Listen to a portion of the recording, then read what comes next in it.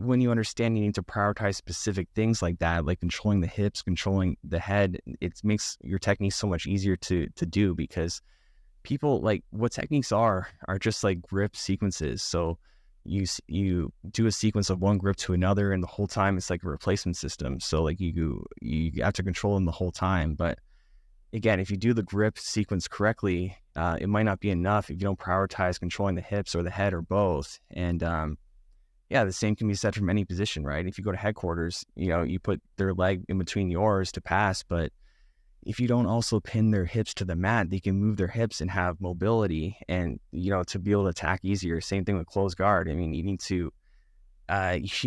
both players need to control the hips, and if they're not controlling the hips, then yeah, they're going to get screwed. And yeah, and closed guard is an example of inside position too. So some people think that closed guard is not inside position; they think it's outside. So like Danaher, for example, and because he said that it's outside position, but I disagree, because it's control of the torso. It's within they're within your defense. They're on the inside of your defense. Because if you go elbow to knee like this, right, you keep people on the outside of your defense, right? If they get their legs to the inside controlling your torso, then they have inside position. And closed guard is an example of it's kind of equal amounts of inside position, because the top player is controlling the inside position past the bottom player's knees, the inside position of the legs. But the person on the bottom is controlling the inside position of the torso. So it's pretty even in that sense. So who's going to be in better position is going to be who has